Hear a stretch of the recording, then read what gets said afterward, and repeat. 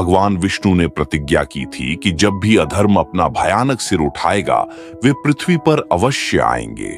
इसीलिए जब मानवता खतरे में थी और अधर्म हयग्रीव नामक राक्षस के रूप में उभरा तो भगवान विष्णु ने मछली के रूप में मत्स्य अवतार लिया।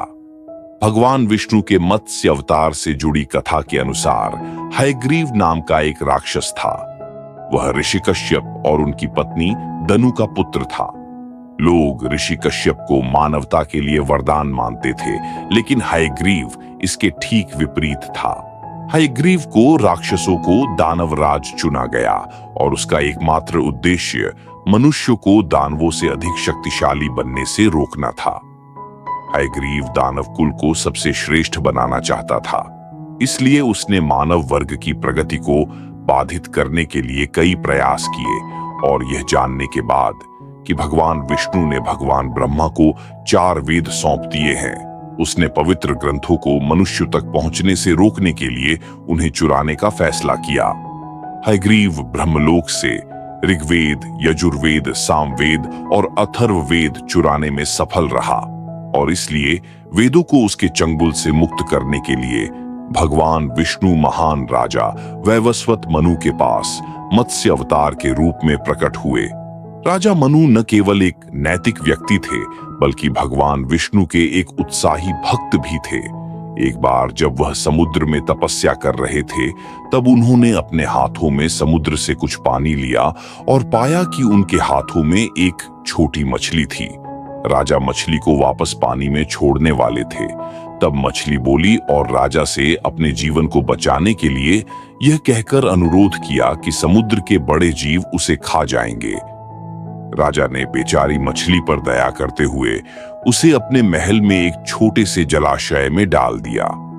छोटे से जलाशय में डालते ही मछली जलाशय के बराबर बड़ी हो गई। राजा ने फिर मछली को एक छोटे से तालाब में स्थानांतरित कर दिया, लेकिन फिर से मछली इतनी बड़ी हो गई कि तालाब भी उसके लिए पर्याप्त नहीं था। जल्द ही राजा को मछली को फिर समुद्र में वापस डालने पर विचार करना पड़ा। जब वह मछली को समुद्र में ले गए तो उन्हें पता चला कि यह मछली कोई और नहीं बल्कि भगवान विष्णु थे, जो राजा मनु की आस्था और महानता का परीक्षण कर रहे थे। जैसे ही राजा मनु ने मत्स्य के सामने सिर झुकाया, तब भगवान ने उन्हें आगामी बाढ़ के बारे में बताया।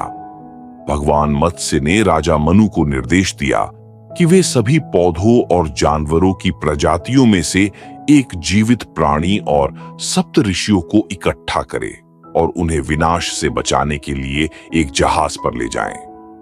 7वें दिन जब धरती पर भारी बारिश और तूफान आया तो भगवान मत्स्य राजा मनु के सामने प्रकट हुए और उनसे दिव्य नाग वासुकी को रस्सी की तरह इस्तेमाल करके जहाज को अपने सींग से बांधने के लिए कहा। तब भगवान मत्स्य ने उस जहाज को बाढ़ में नष्ट होने से बचाया और उन्हें बचाने और हेमवन पर्वत की ओर ले जाने की कोशिश करते हुए भगवान मत्स्य ने राक्षस हयग्रीव का भी वध किया और चुराए गए वेदों को भगवान ब्रह्मा को वापस लौटा दिया। जैसे जैसे नाव भगवान मत्स्य के सहयोग से हेमवन पर्वत की ओर बढ़ी, वैसे वैसे भगवान मत्स्य ने राजा मनु के समक्ष कई महान सत्य प्रकट किए और राजा मनु को अपना ज्ञान प्रदान किया। अंत में हेमवन पर्वत पर पहुंचने के बाद भगवान मत्स्य राजा मनु को यह निर्देश देने के बाद पृथ्वी से गायब हो गए कि कैसे इस नई दुनिया को नए नियमों और नैतिक मूल्यों के साथ फिर से शुरू किया जाए, फिर से भरा जाए और चलाया जाए। ज्ञान के इस समूह को आज मनुस्मृति के रूप में जाना जाता है। हालांकि कई लोगों को इस कहानी के गहरे अर्थ को समझने में कठिनाई हो सकती है, लेकिन ऐसा माना जाता है कि मछली को भगवान विष्णु का पहला अवतार माना जाना इस विकासवादी तथ्य को दर्शाता है कि जलीय जीवन ही सबसे पहले अस्तित्व में आया था। हिंदू पौराणिक कथाओं की तरह इस कहानी को भी दृष्टांत के रूप में ही लिया जाना चाहिए, अगर हमें इससे कोई वास्तविक अर्थ निकालना है। अभी तक इस कथा की कई व्याख्याएं उपलब्ध हैं, जिनमें से सबसे प्रसिद्ध व्याख्या श्री अरबिंदो की कुंडलिनी जागरण की तुलना है। इस व्याख्या के अनुसार भगवान विष्णु के मत्स्य अवतार की कहानी एक प्रतीकात्मक अर्थ रखती है, जिसे एक दृष्टांत के रूप में समझा जा सकता है। छोटी मछली कुंडलिनी ऊर्जा के शुरुआती अवतरण का प्रतीक है, जो धीरे धीरे बढ़ती है और हर उस जगह को पार कर जाती है जहां वह रहती है। मछली द्वारा दर्शाया गया यह जागृत ज्ञान मानवता को बचाने में सहायक होता है। कहानी में बाढ़ माया का प्रतीक है, जो सांसारिक इच्छाओं का भ्रम हमारी आंतरिक शांति के लिए खतरा पैदा करता है।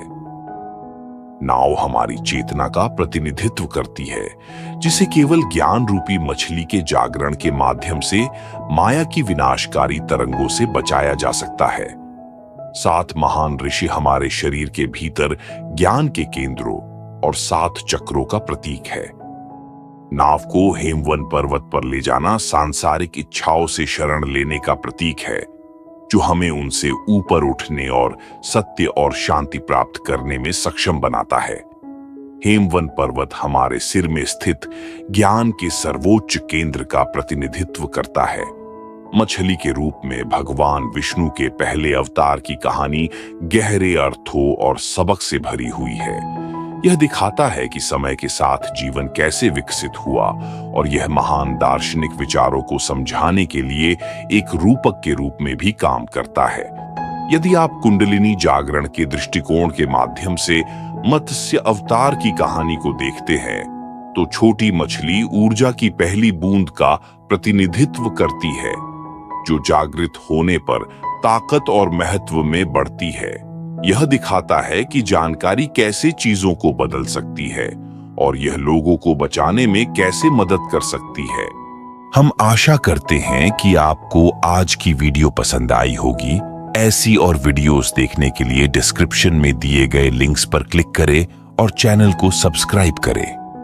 धन्यवाद।